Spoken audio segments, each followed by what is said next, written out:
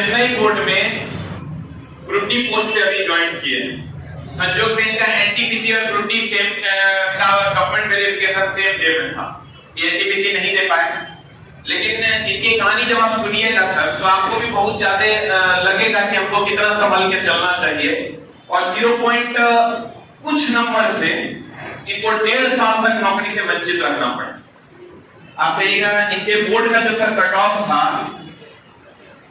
मैं थोड़ा सा ब्रीफ कर देता हूं। देखिए मेरे हाथ में है कि ओबीसी कैटेगरी से आते हैं और ओबीसी कैटेगरी में जो कट ऑफ था इनका, पिछले बार जब पहली बार जब ज्वाइनिंग की बात आई थी तब ओबीसी कैटेगरी में इनका कट ऑफ कितना था? 69.10। ये कट ऑफ था 137 कुछ है, 69.13 इनका बोर्ड का कट ऑफ था ओबीसी का नॉर्मलाइज स्कोर। हम अटेम्प्ट की भी बात कर लेंगे और तब इनसे भी सुन लेंगे। और उस इनका मार्क्स जो था, इस बच्चे का यादव जी का जो मार्क्स था वो कितना था? 69.09।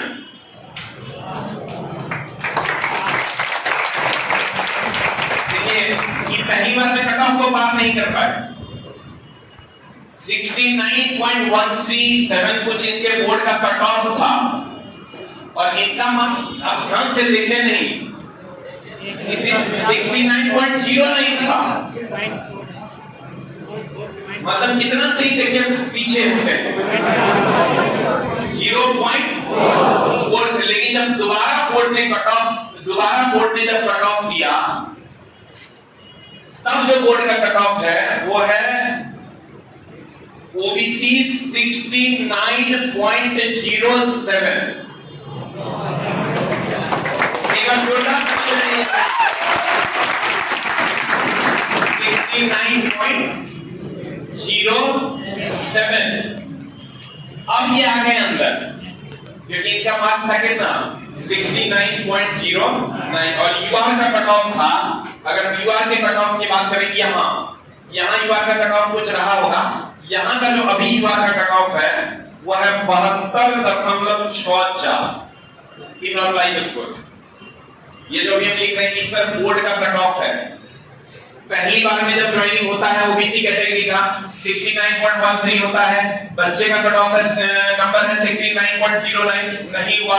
दोबारा मात्र 8 बच्चों का सिलेक्शन होता है और उस 8 बच्चे में ये बच्चा है, किसान का बच्चा है सर।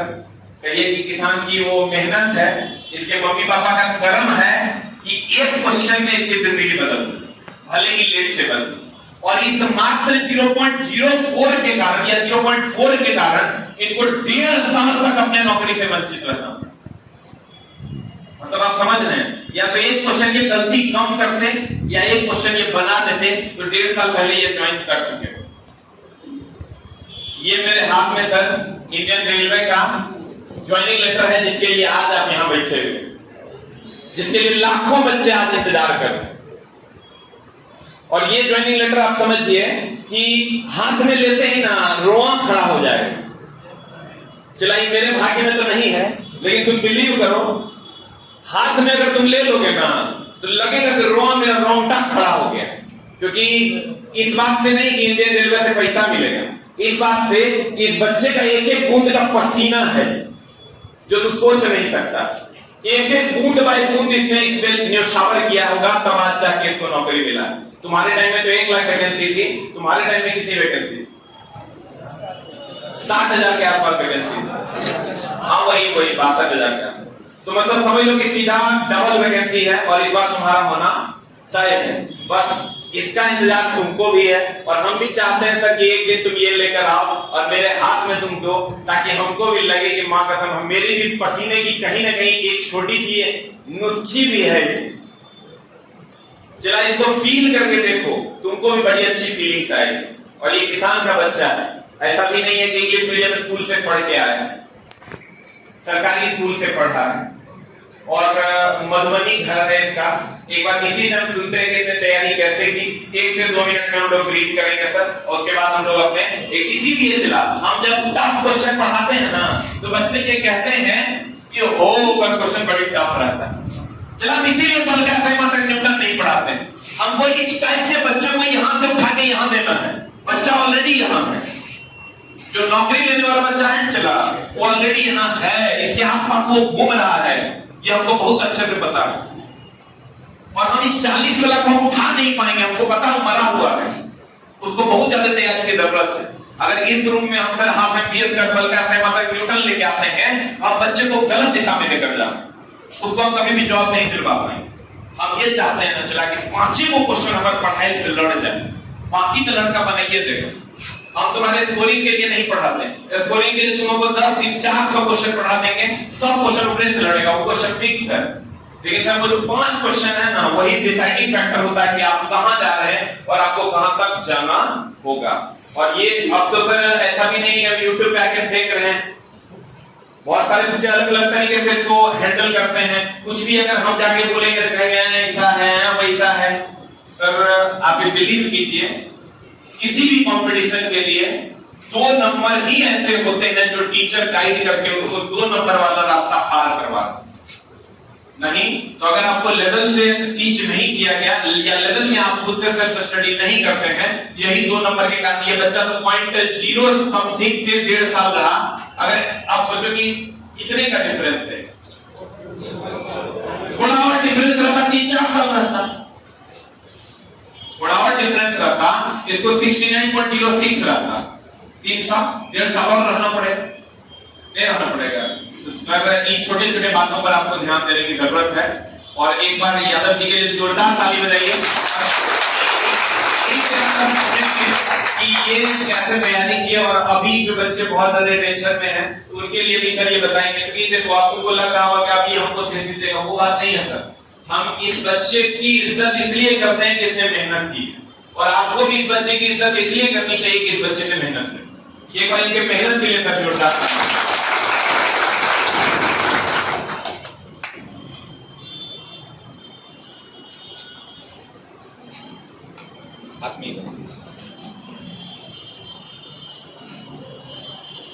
थैंक यू दोस्तों।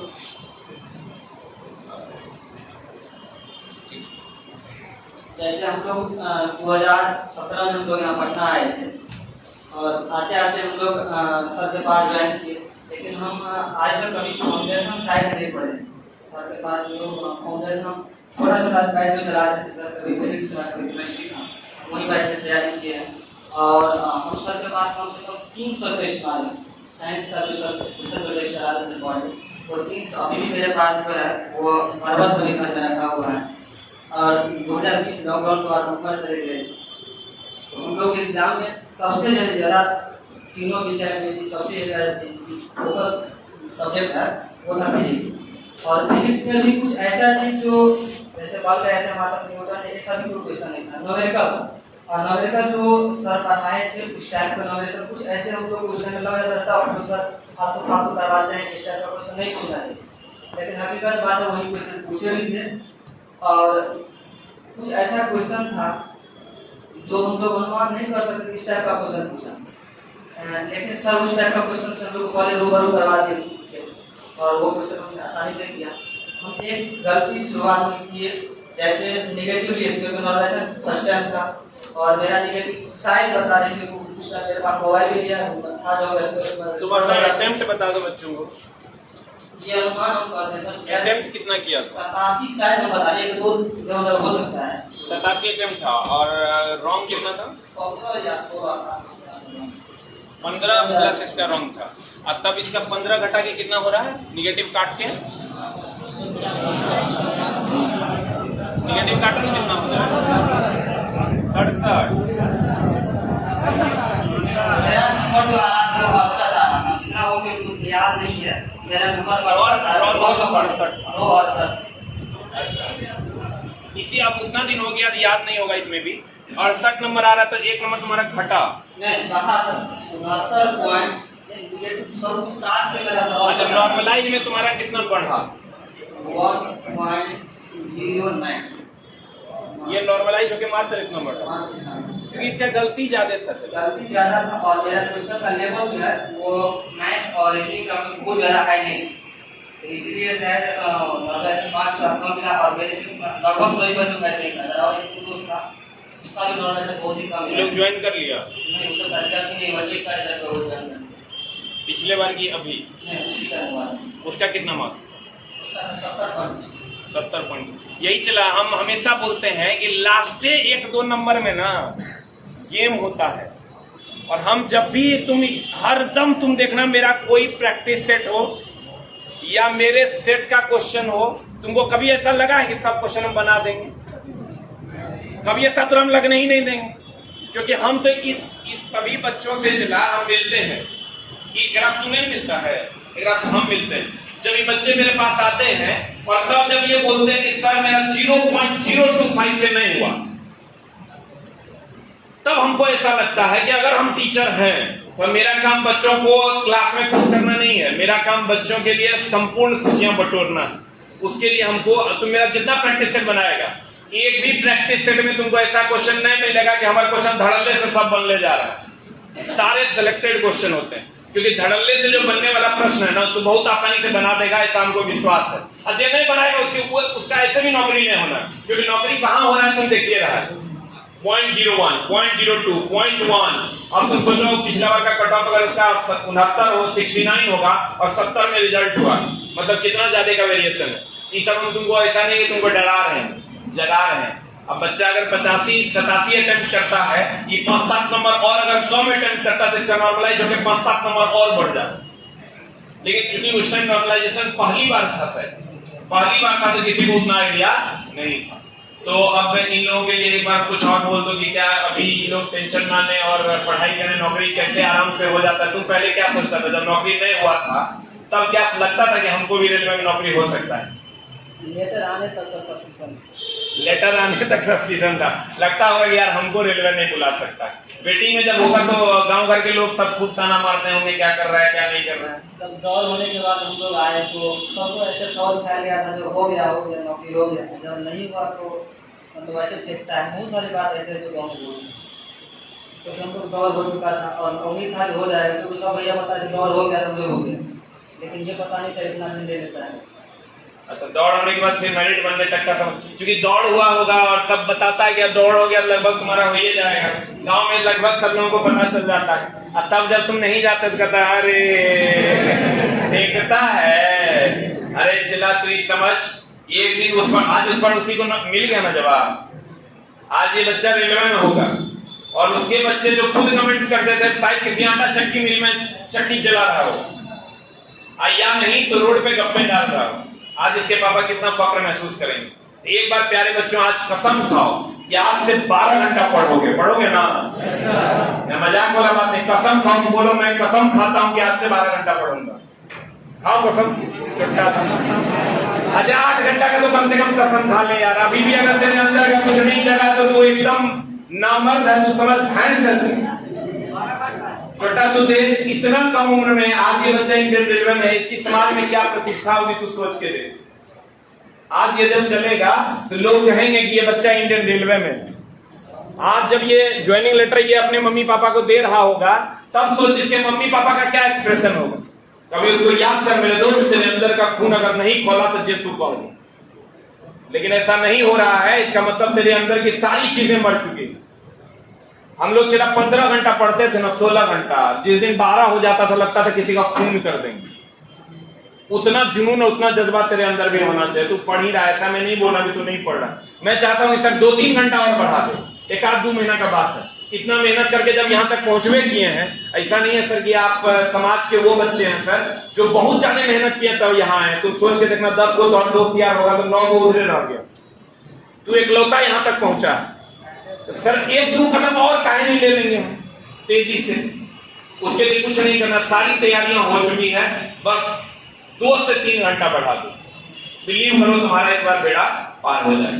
एक लास्ट वर्ड सर आप कुछ कहिएगा इनको ज्यादा दी, और उसके बाद हम लोग सर इनको कंक्लूड करेंगे। सबसे ज्यादा जरूरी है सर हिंदी का,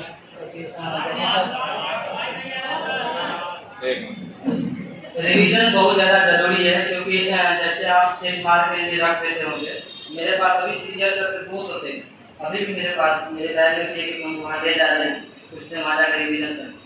जैसे 30, 40 या 50 हो जाता है तो लड़कों उसको छोड़ देता है, तो मेरा ये हो चुका है। लेकिन सबसे बड़ी बात है कि आप उसको पीछे से फिर से कम 30 होने दीजिए, 30 होने का फिर से का रिवीजन कीजिए, मेरे हिसाब से वो बेहतर है। और शायद आप लोग मेरे से अच्छे जगह भी जा पाएंगे। एनटीपीसी भी बाकी है और एनटीपीसी का मेंस भी बाकी है, देखिए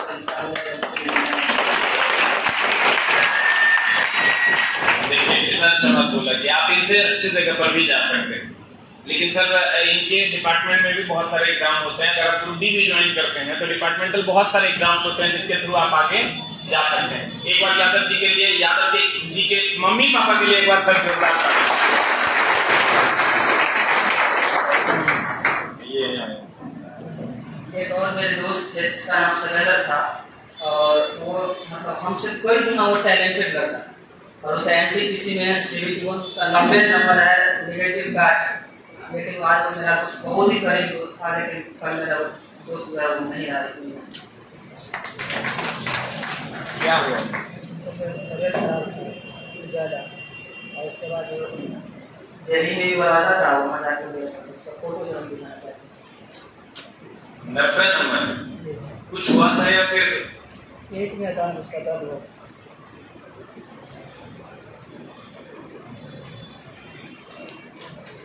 ये लड़का था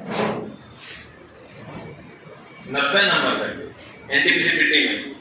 वो रेलवे का तैयारी स्पेशल करता नहीं था, वो मतलब उसका था हम PCS करें, लेकिन हम उसको ज़बरदस्ती बोले तो दोस्त इस बार भरो आपका क्लास हम लोग ज्वाइन नहीं किए थे, ऑनलाइन हम लोग ज्वाइन किए थे। चलिए कोई बात नहीं, वो तो मान लीजिए कि सबका अंतिम डेस्टिनेशन वही है, चाहे वो हम हो या आप हो। भगवान उनकी आत्मा को भी शांति दे, और भगवान से हम लोग यही दुआ करेंगे वो जहाँ भी रहें उनकी आत्मा को बहुत ज़्यादा शांति मिले। और आपके दोस्त अगर आज आपको देख रहे होंगे तो आपको जरूर थैंक यू बोलेंगे कि आज उनके जाने के बाद भी आप उनको इतना याद करें। तो एक बार फिर से हम लोग सर उनके मम्मी पापा के लिए भी और इनके मम्मी पापा के लिए एक बार जोरदार।